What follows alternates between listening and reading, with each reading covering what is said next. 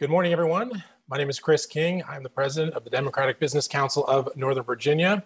I wanted to let you know that Lieutenant Governor Justin Fairfax is running just a few minutes behind. He will be joining us momentarily. In the meantime, wanted to just let you know that we are DemBiz, Democratic Business Council of Northern Virginia. You can visit us at dembiz.org. That's DEMBIZ.org. We would love for you to become a member of DemBiz and or a sponsor or benefactor. And speaking of that, I want to acknowledge the sponsors and benefactors to the organization. They are Carlos Del Toro, Lawana Russell, Lori McNamara, Buddha Biberai, Tom Greason, Michael Cook, Montez Anderson, and myself. So once again, we would greatly appreciate your support, especially during COVID, as we continue to bring you these online webinars in lieu of our normal in-person events, which we hope to resume very, very soon. As far as this morning goes, we will have the normal format where I ask the initial questions. If you have a question for Lieutenant Governor Fairfax, you can type that into the Q&A box at the bottom of your screen, and I'll be selecting those as we move through the course of our time together. Again, as we wait for the Lieutenant Governor to hop on the call, I'll just go ahead and give a brief introduction. As you all know, he is the current Lieutenant Governor of the Commonwealth of Virginia. He is the second elected statewide African-American in Virginia history, and he is running to become governor starting early next year. So with all that said, I'm going to go ahead and turn off my camera momentarily so that I can be ready for him when he jumps on, and I will be right back with the Lieutenant Governor. Thanks so much for hanging in, and I'll see you in just a minute or two.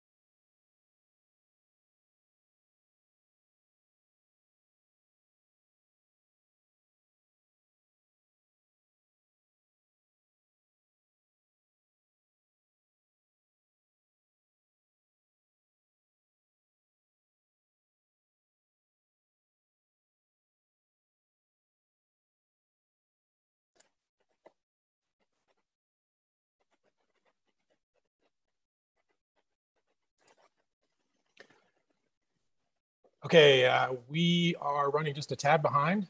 The Lieutenant Governor will be joining us momentarily. I just talked with his folks, and he will be joining us in just a minute or two. So thank you so much for hanging in there. Once again, I'm going to turn off my camera, and I'll be right back with Lieutenant Governor Justin Fairfax.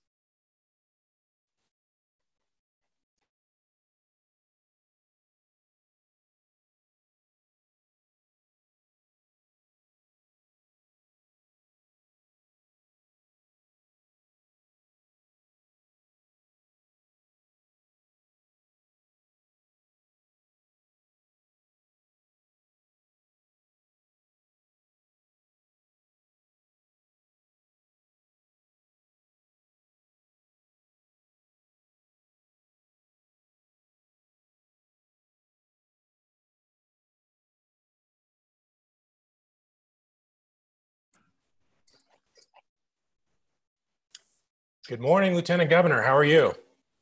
Good morning, Chris. Doing well, thank you. You are turned on your side like this. Am I sideways here? Okay, You're give sideways, me 1 second. Yeah. Okay, let me get upright. hold on 1 second. All right. Thank you.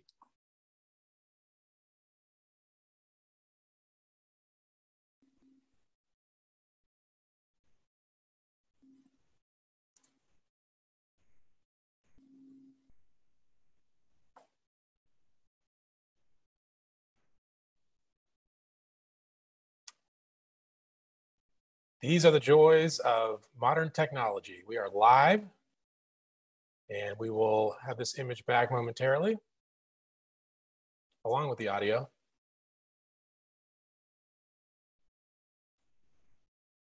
Once again, if you have questions for the Lieutenant Governor, you can type them into the Q&A box, and I'll be choosing those as we move through our time together today.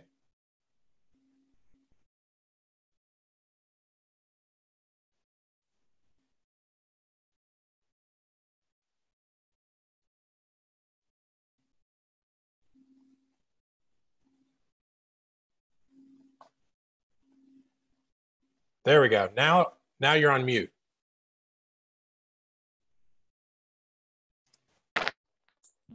Great. How's that now? There we go. All right. Fantastic. Right. All right. So welcome. Former DemBiz board member, in fact, Justin Fairfax. Good to see you again. Thank you for joining us this morning. As I mentioned to folks that they can write in some questions in the Q&A box if they have those for you. We'll be talking about a range of topics today, including the election, COVID, your experience as Lieutenant Governor, and much more.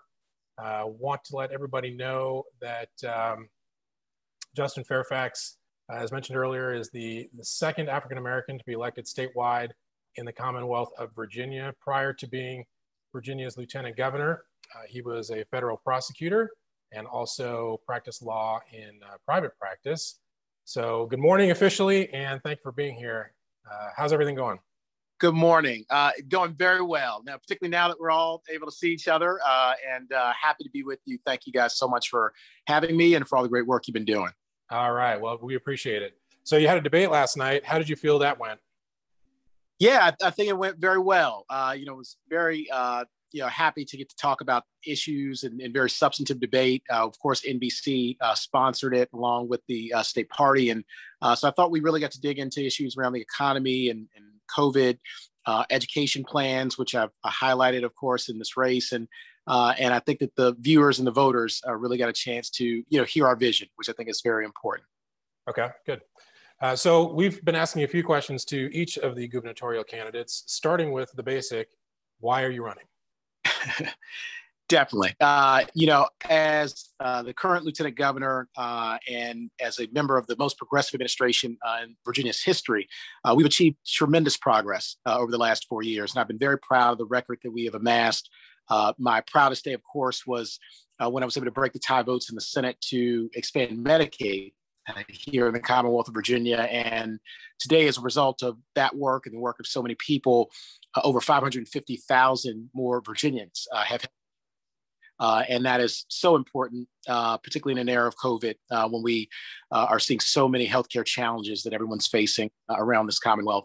But we've also done so much to raise wages, to really get our economy going both before and after this pandemic, to invest in education, to deal with critical issues around growing our economy and keeping our community safe. And so with that record and also with the vision that we've put out to continue to grow opportunity, to make sure that there's justice, fairness for everyone here in our Commonwealth, we believe that that is a vision that the voters are very much behind and have gotten very excited about. And so I'm running because I want to make sure that every Virginian has a shot at the American dream, a chance to rise, and that we can provide them with those opportunities through how we invest and how we focus our efforts coming out of this pandemic. And so really have been excited to travel around the Commonwealth to share that vision. And that is one that we look forward to carrying through to Election Day. What would be your top priority in your first day in office? With the understanding, obviously, that the COVID-19 is really everyone's top priority, or at least should be. What I've made the top priority outside of that is investment in education. And I put forward nearly a year ago the most transformational, intergenerational investment plan in our K-12 public schools in the history of the Commonwealth of Virginia, called our 40-30-10 plan. And what that would do is to rebuild and reimagine every public school in Virginia that's at least 40 years old with a $30 billion investment, and to do so within the next 10 years. And also, as part of that plan, we would raise teacher pay above the national average for the first time in the history of Virginia. And we would guarantee every young person a summer enrichment or employment opportunity so that they can advance their careers and interests, and also deal with the learning loss that we've seen coming out of this COVID-19 pandemic. And so that would be my top priority. I think that it is the foundation of opportunity for this next generation, and also the foundation for economic growth. So we want to continue to attract high-paying jobs here to the Commonwealth and fill the jobs that we do have. We've got to truly invest in that talent pipeline. And that's really where I believe we should focus as our top priority going forward. And certainly that is a component of DemBiz generally, is that business is a three-dimensional environment. You need education, you need a natural environment, you need clean air, clean water, all these things that you can't just slash all the time and expect good outcomes. We'll get back to business for sure in just a few minutes. I want to ask you about the job of lieutenant governor. So there's an ongoing joke, I'm sure you've heard it a million times, that the lieutenant governor wakes up, checks the paper, makes sure the governor's still alive, and then he goes back to sleep. It's obviously a lot more than that, but how do you characterize the job? And what, if any, specific responsibilities did the governor assign to you during these last 3+ years? Sure. And certainly, I also like to repeat something that Governor Northam, who of course served as lieutenant governor prior to being elected governor, would always say that we break tie votes in the Senate, as you know, and the best part about being lieutenant governor is that every time I vote, I win. And so, right. You get to play a very you're undefeated in tie-breaking votes. That's correct. And we want to keep it that way. And so, and of course, that has had a significant impact on many of the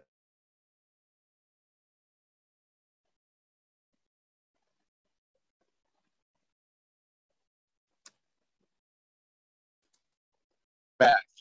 I think I was kicked out of the session. Are we back now? Yeah, you're back. We lost about the last 10 or 15 seconds, I would say.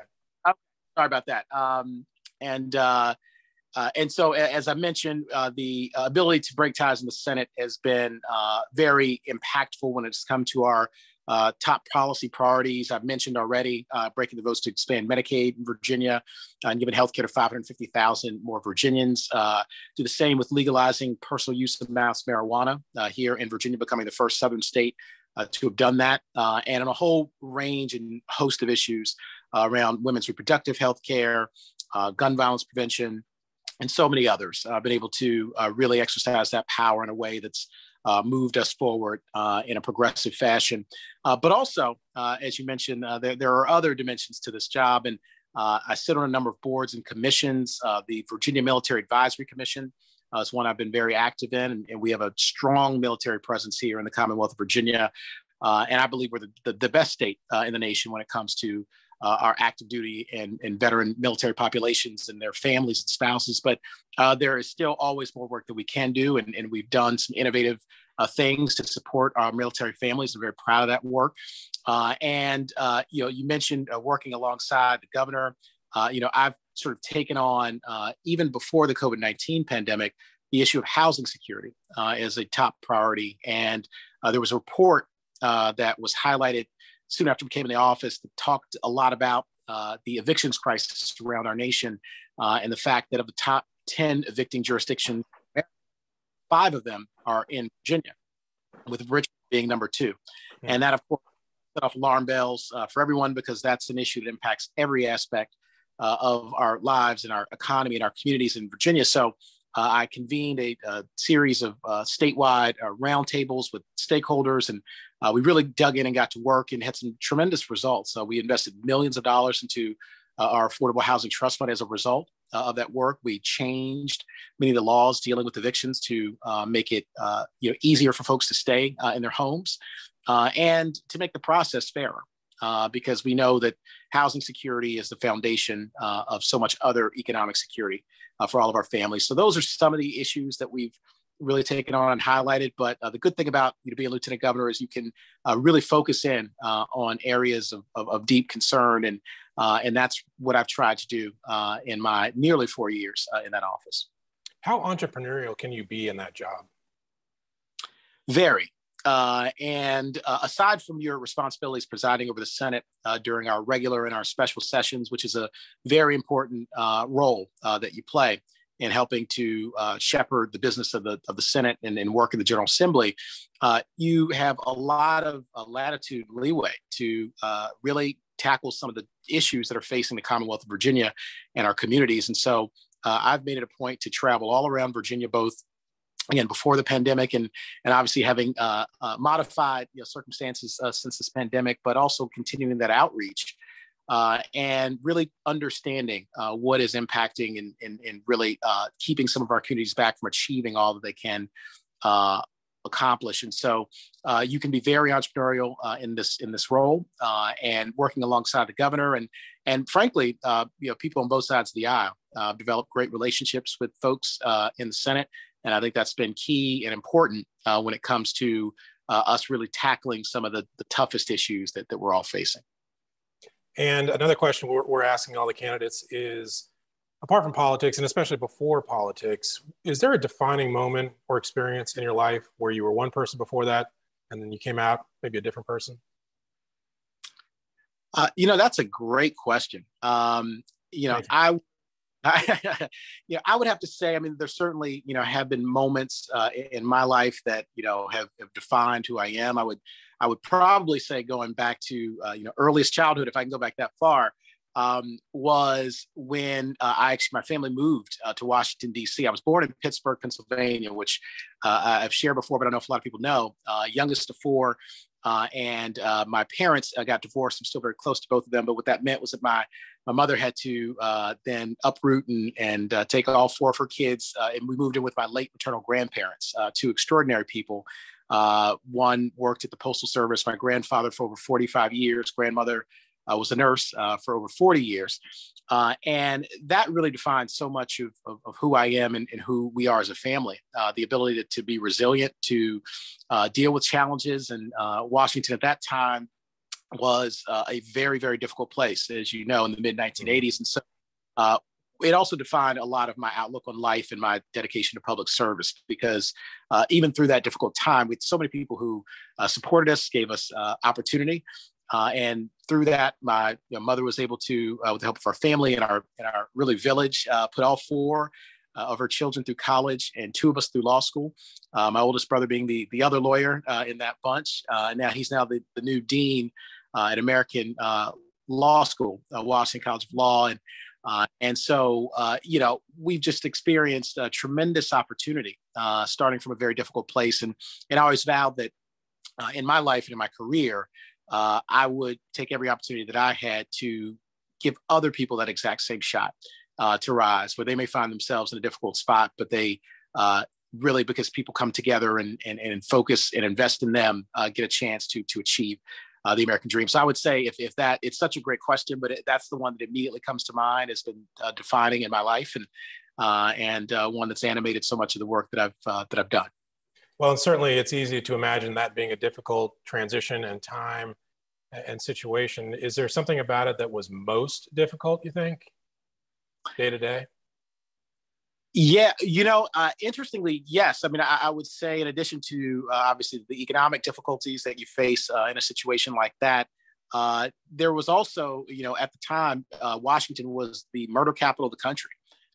We were experiencing incredibly high rates of crime. Crack cocaine had infiltrated the city, as it had many other cities, but it was particularly difficult in DC. And so that was an everyday reality as you're trying to find a way to make sure that you're getting an education, that with my mom, making sure she could put food on the table, and working tremendous numbers of hours. And but then you also have the issue of safety and security in your own community.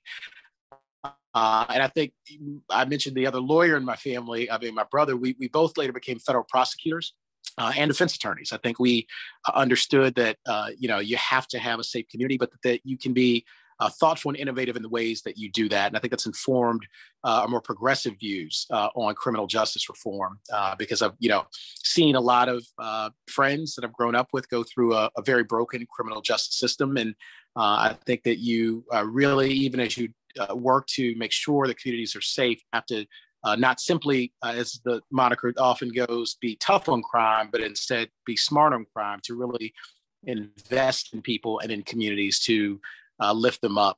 And I would say, so that was probably the day that was most difficult. But, proud to say that because of, all the investments and opportunity that people gave to us, we, had an opportunity to turn out very differently than what might have been projected. And I really want to give that same sense of hope and opportunity to everyone that I encounter. Okay. Speaking of difficulties, we're still in a pandemic. It looks like we might be turning the corner, but whoever takes office in Virginia at the beginning of next year is going to inherit still a messy situation, and a lot of businesses that are struggling to survive and recover and rebuild. What is your top priority as it pertains to COVID, and what other steps need to be taken in the short term to get us back on our feet? Yes, and as you mentioned, we in Virginia have obviously felt the effects of this pandemic, as other states have. I am proud to say that I think that we have been able to manage this crisis, very skillfully. We are experiencing a relatively strong recovery economically coming out of this crisis, but there is still tremendous amounts of work to be done. Our unemployment rate, as you know, went down from a record 2.5% April of last year to a high of about 11.3%. And now we're back down to near 5%. So we're trending obviously in the right direction, but we've got to, first of all, allow our businesses to reopen safely. And what that means is we've got to continue our efforts to vaccinate as many people as we can, provide PPE as needed around the Commonwealth, but then also providing the economic and access to capital that folks are going to need, both the small and medium-sized businesses, for those that close to be able to restart, for those that continue to operate, to really deal with some of the backlog of challenges that they faced through this last more than a year, but also for our workers. We've got to raise wages. What we've seen is a shortage in a lot of places in terms of workers, because it's difficult to support your family on the wages that are ailing in many areas. So we've worked for some time to raise wages, to also fight to have family medical leave, hazard pay in those industries where workers are particularly at risk when you talk about the COVID-19 pandemic and its potential spread. But we have got to make this a long-term commitment to our business community and to our workers. because this, although it's been a year and it's been a very difficult year, it's going to take years for us to truly come out of this and fully recover. And so I believe we should have state level grants and no and low interest loan programs for our business community, similar to what we saw at the federal level, the PPP program, which I think provided a lifeline for so many businesses. And I think that we need to have a similar one. I've advocated for that for nearly the past year. But again, reopening our economy is going to, in many ways, hinge on our ability to continue to successfully combat the spread of this virus. And so that's really where I think our focus has to be. Another question we're asking everybody is how they intend to pay for their proposals, not only with COVID, but also beyond that with education. You mentioned that, paid sick leave, all these social programs that people are tossing out there. How do we pay for those? It's a great question. For our education plan, which I mentioned was an investment overall of $3 billion over 10 years, that would be a combination of the money that we currently invest in education, but diverting it and making sure that it is focused on this Marshall Plan for our public schools. But also, there are a significant amount of federal dollars that we've identified. And of course, there are more expected down the pike with the infrastructure bill that's being debated right now by Congress, both with the American Rescue Plan and the CARES Act. We've already received a substantial amount of federal funding, which just the other day was announced that we're expecting about, I think, $500 million surplus over projected revenues. And we've already had billions come in through CARES Act, which much of which has been distributed, but we also have more of that money in reserves. And so I think we've got to be very prudent about the way that we deploy those dollars because no one could have really anticipated the level to which the federal government would need to intervene and to help our state budgets around the country. And I think that this opportunity for us is one that allows us to make these deep investments going forward. I think that also at the federal level, it's being debated about tax reform, and the Biden administration has proposed an increase in tax on family households to make above $400,000 a year. That is geared toward generating additional revenue to invest in infrastructure and in helping our states to get through this crisis. And so we will await what we see at the federal level, but even with the state resources and the federal resource that we already have and already have identified, we believe that we have the proper amount to address not just the proposals that we've made in the campaign, but our ongoing priorities here in Virginia, which of course we have to balance our budget, constitutionally mandated here in the Commonwealth. But we have been very good fiscal stewards over the course of the last 4 years. And I think that's put us in a strong position to make these investments that I think are going to be transformational over the course of the next generation. Your wife, Serena, is a dentist, and you run a small business, dentistry business in Northern Virginia. How did that role as a business owner impact your view or the lens through which you saw the pandemic? Yeah, it's a great question. I think it really brought it home when talk about the impact on small businesses. The dental practice actually had to close down for at least a couple of months, which, as you can imagine, is very difficult for any business, but was particularly acute given that this is a healthcare delivery business where you are particularly exposed to issues around COVID transmission. And so not only does that have an impact on the bottom line, but you also have to have the ability to safely reopen, have procedures in place to do so. And we also, got up close and personal with the need for PPE and how that shortage that existed for so long was really hindering the ability of businesses to address the immediate needs that they had. And I mentioned the PPP program, federal level, providing a really critical and key lifeline for businesses. We really understood what folks were going through and what they needed to be able to, get back operating and back on their feet. So it made it not theoretical for us. It made it, something that was very much a part of everyday life, and I think informed a lot of the ways that we try to, engage on behalf of small businesses around Virginia, and understanding that they were, all facing very, very, critical short-term that, if not addressed, could, put many out of business. And we do know the percentages that suffered that fate. And so I want to make sure that we are there for them and for those that continue to operate, but still, are facing these same challenges. And it was obvious from the beginning that healthcare workers, doctors, nurses, anybody working in a hospital or medical office setting was a particular risk, especially early in the pandemic. But I think dentists kind of flew under the radar on that, but really they were right there, and the proximity to patients was immediate, physical contact. And so hopefully she and others made it through that okay. Yeah, everybody's safe and got through that, well, and are back up operating and back to as normal or new normal as possible. But yes, it is something that's, it's very real and something that has been experienced by so many people around Virginia. And so we want to continue to make sure that we're there for them at the state, local, and federal level as well.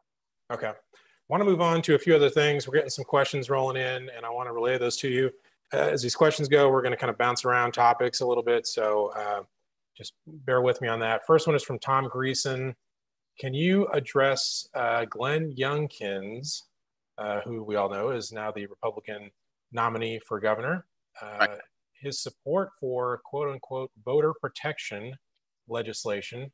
What would you do to reveal the truth that he would support voter suppression in our Commonwealth? Well, Tom, thank you for that question. And I think that you provided, I think, the key answer there, which is that this talk of election integrity that they have, or of voter protection, is really all code, which we've seen for voter suppression. We've seen that around the nation, and we don't want that coming here to Virginia. We're at this critical point in our history where we actually are expanding access to the ballot box here in Virginia in very robust ways. Of course, we're in the middle of early voting period, 45 days. We now have no excuse absentee voting, same day voter registration. We are, making it easier for people to exercise their constitutional right to vote, where other states that talk about the same rhetoric that you've heard are doing the opposite, where they're constricting the ability of people to vote. And so Virginia has led by example, and we want to continue to do so. But I think that when you hear the Republican nominee and others, talk about this non-existent, really voter fraud and issues around election integrity, they can never really point to any examples or any statistics that bear out anything about what they're saying.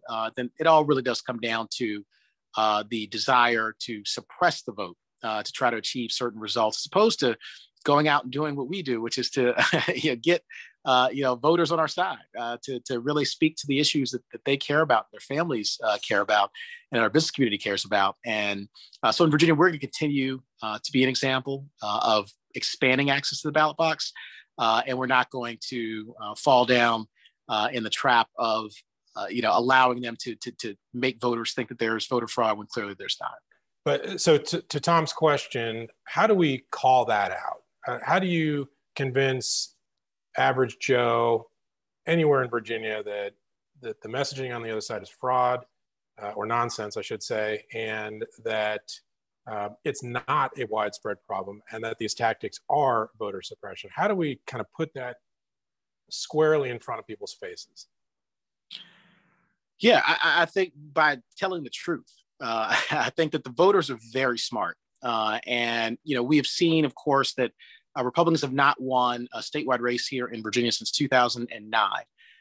And it's particularly become more acute in more recent elections, especially since the Trump administration, because I think what Virginians saw was that you had an administration and a party in the Republican Party that wanted to focus all of its time on conspiracy theories and now the big lie, about the election. I think every day that we hear people, not confirming and reality, which is that, President Joe Biden was duly and properly elected. I think that's something that every American should be able to very easily affirm, but you have an entire Republican Party that still won't admit that and actively in some cases is trying to deny it. And I think people have had enough of the mistruths, the lies from the Trump administration and the Republican Party on down. And I think that the key for us is to continue to put the truth in front of the voters and to make sure that they know that, again, here in Virginia, we are doing the opposite of what we've seen in states like Georgia and Texas, places where, again, they want fewer people to be able, people who are eligible to vote. And instead, we want, more people to have access to the ballot box and to make sure that their constitutional rights are not infringed upon. So I think it's being consistent and talking about this, but also showing the evidence that there is no voter fraud. And every time the Republicans talk about it and fail to identify evidence to support it, I think that tells the voters everything they need to know. All right. Speaking of the election, another question we're asking everyone is why they are the best general election candidate out of the 5 Democrats that are running. Yes, I think the case that we've made is that, I was very proud to have gotten the most votes in the history of Virginia for a lieutenant governor, 1.36 million votes in our 2017 election.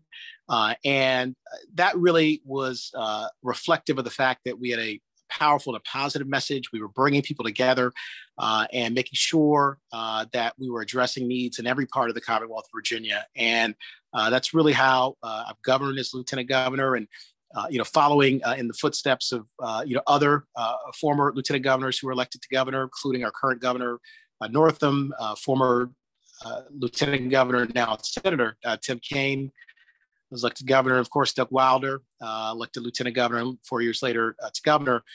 There is a record not only of success in that regard, but there's a record that we have amassed over the last 4 years as part of the most progressive administration in history that allows us to point to record progress and to really detail how we've improved the lives of so many Virginians in healthcare and housing and criminal justice reform and education, and how our work will continue to benefit them in substantial ways. And so that's really the message that we have shared all around Virginia, and one that I'm proud continues to resonate in so many communities that we've been able to take time to spend, and listen, but also to talk about what voters are looking for in the future. And that's really where our message has been.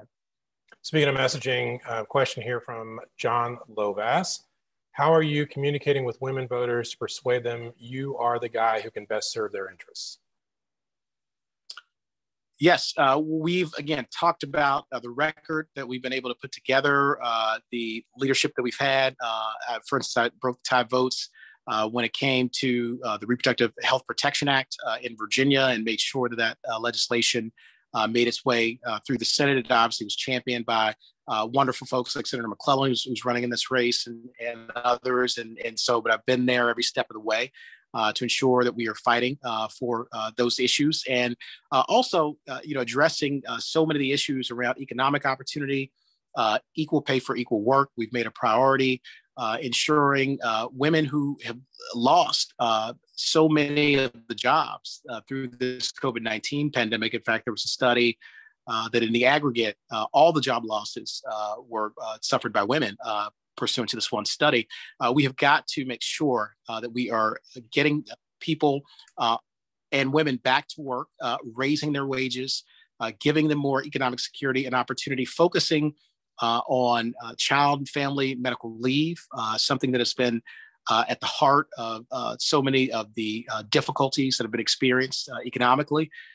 And so, we've communicated what we've achieved and the record that we've put together and how those things will continue to be top priorities going forward. And that's something that we're very proud of and that we talk a lot about all around Virginia. want to ask you a few questions about business. Virginia is in the top 5 nationwide for business, but bottom 5 for workers. How do we fix that?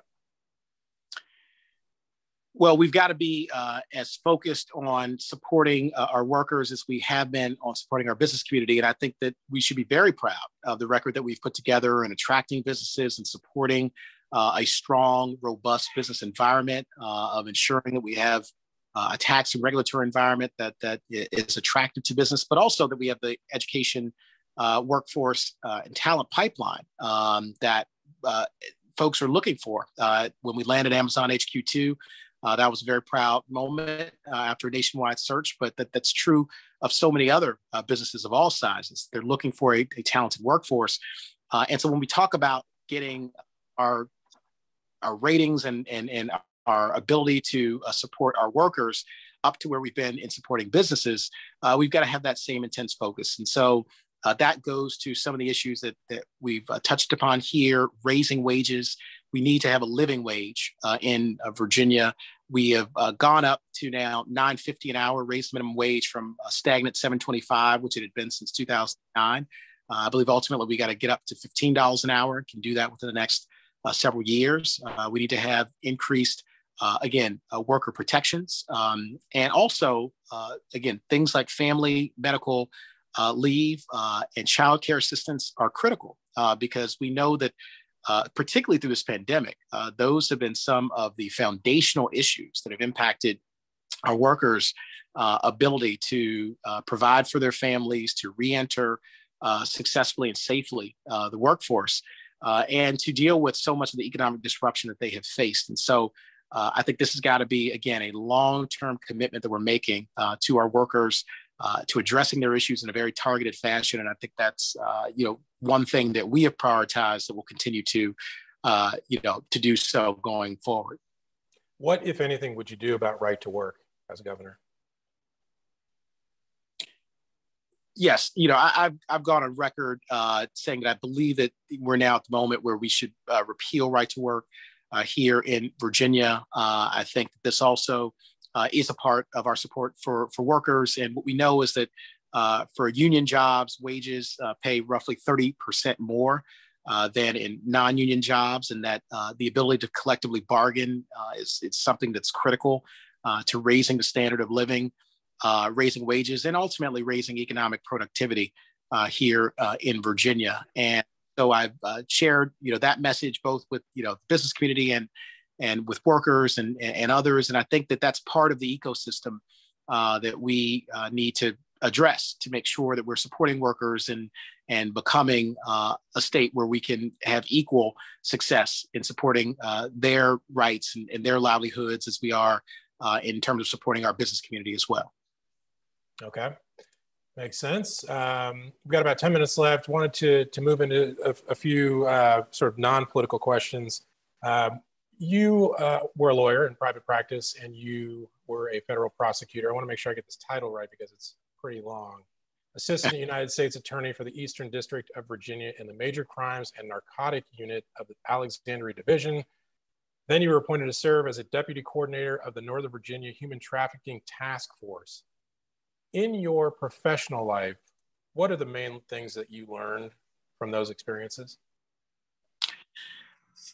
My job as a federal prosecutor here in the Eastern District of Virginia was really one of my favorite professional opportunities. I learned that, it was so important to, keep communities safe, to be connected to those communities in order to do that, but also to do justice and to fight for fairness and to fight for people's rights. I often would say in that role that people think that your job is simply to, rack up convictions and to put people away for as long as you can. That's how I view the role of a federal prosecutor, of someone who is in law enforcement. I think your job is to do justice. It is to ensure that we are keeping our communities safe while respecting people's rights and understanding that, you have to, in many cases, balance those interests always. And so that was something I took to court with me every day, that I did go to court and took to that role. And as a defense lawyer as well, I've been sort of on both sides of the equation when you talk about being in a courtroom and dealing with issues of justice. And so I've always been sensitive to making sure that people's rights are observed, that we are dealing with due process, that we, truly get to outcomes that are fair and just, because we've seen so much injustice in our nation. And, one thing that I've called for that translated into policy work is called a long time ago for what are known as conviction integrity units here in Virginia. These exist now around the nation, and they've exonerated many people and done the work. You hear a lot about the Innocence Project and the work that they've done and some of these injustices that we've seen. It's one reason I'm very proud that we've abolished the death penalty here in Virginia, but also that we are now focused on ensuring that we are creating a criminal legal system that is in fact just, that is in fact fair, and getting to the right outcomes. And so I think that ability to be measured, to understand, the importance of protecting our Constitution and people's rights as we keep our communities safe is something that I've always kept as a part of everything that I do. All right. What do you consider your best leadership quality, and who is a leader that stands out to you, whether you know them personally or not?